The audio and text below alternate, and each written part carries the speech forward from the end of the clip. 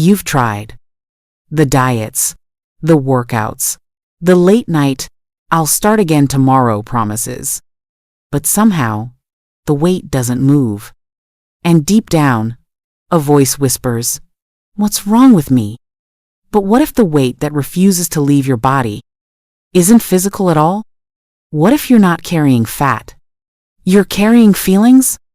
Unspoken grief, unresolved anger, the ache of being overlooked, unloved, unseen, memories that never had space to breathe, now live inside you as heaviness.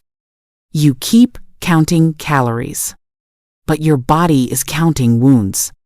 You step on the scale, expecting numbers, but what it reflects is pain. And the truth is brutal but freeing. You don't need more discipline. You need more self-compassion. Because healing doesn't start with punishment. It starts with permission. To feel what you've buried. To grieve what you've minimized. To say, I've carried this long enough. So if the scale hasn't moved, maybe it's because the emotion hasn't either. And maybe, just maybe, your body isn't stuck. It's waiting.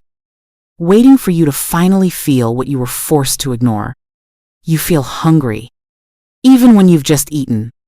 It creeps in late at night, in the silence, in the boredom, in the sadness. You open the fridge not for food, but for comfort. But here's the secret no one told you. You're not hungry for food. You're starving for connection, for rest, for safety, for the warmth you never got when you needed it most. That craving? It's emotional. It's your inner child reaching out in the only language it was ever allowed to use.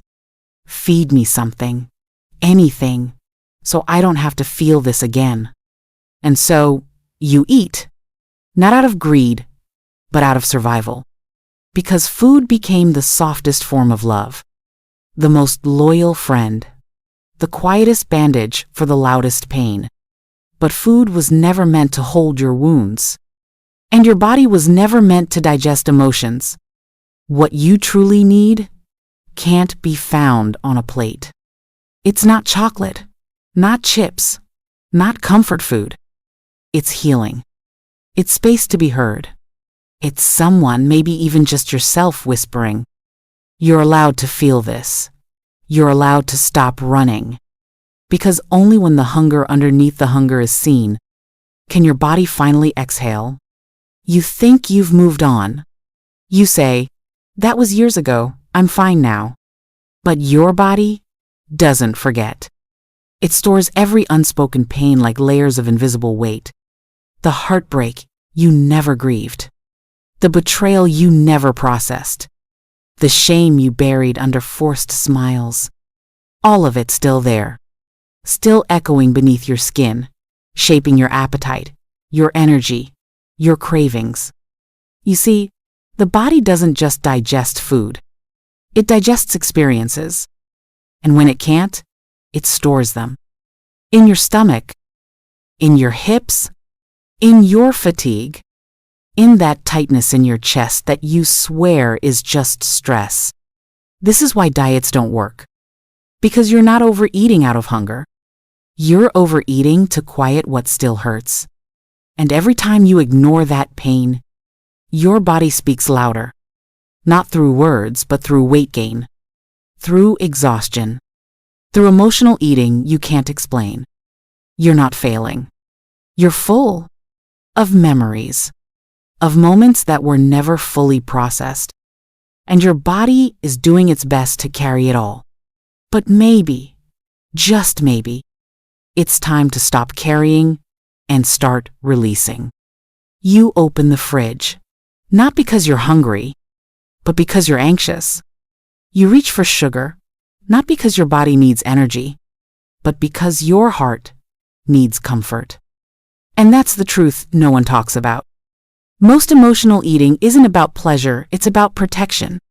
Your body is trying to soothe something deeper, something unsafe, something unresolved. Food becomes your shield, your escape.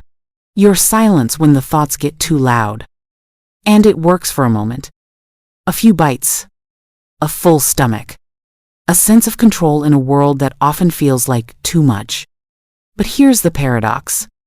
The more you eat to feel safe, the more you feel out of control. Because you're not feeding hunger. You're trying to feed safety, connection, relief, and no amount of calories can fill that space. This is why your body holds on to the weight.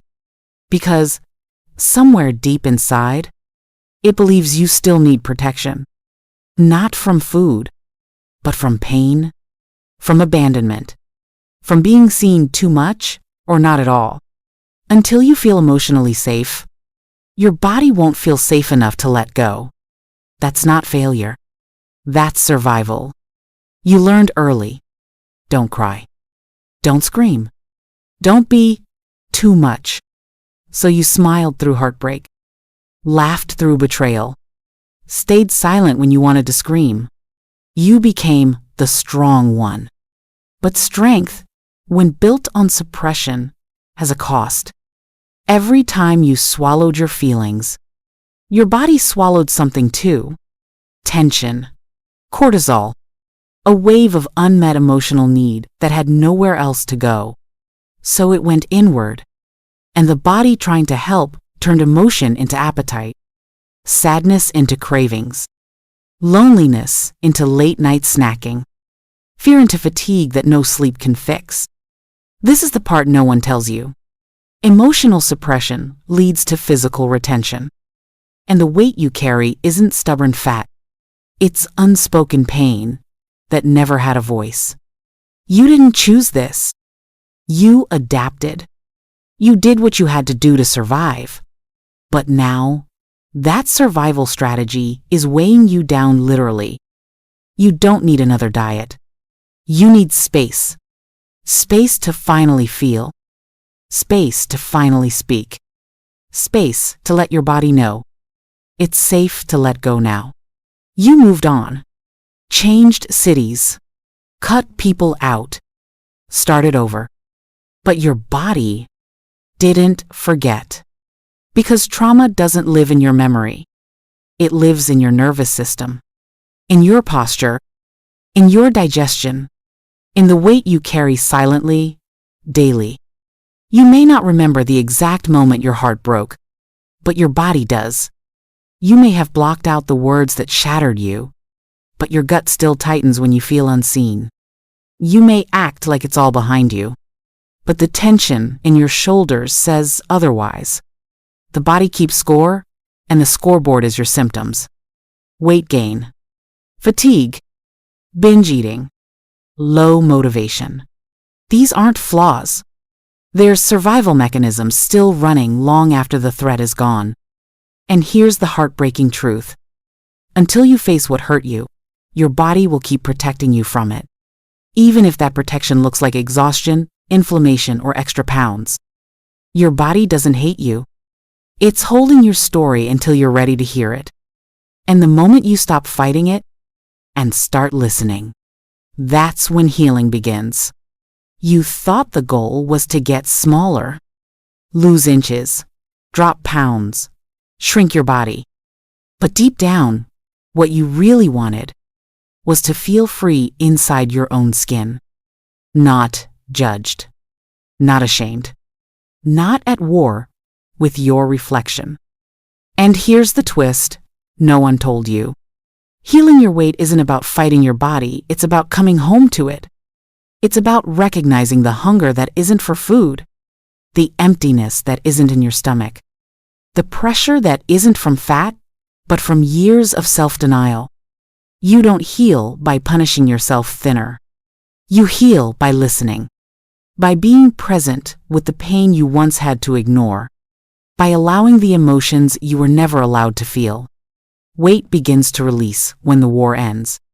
When your body realizes it's no longer in danger. When your nervous system stops bracing for impact.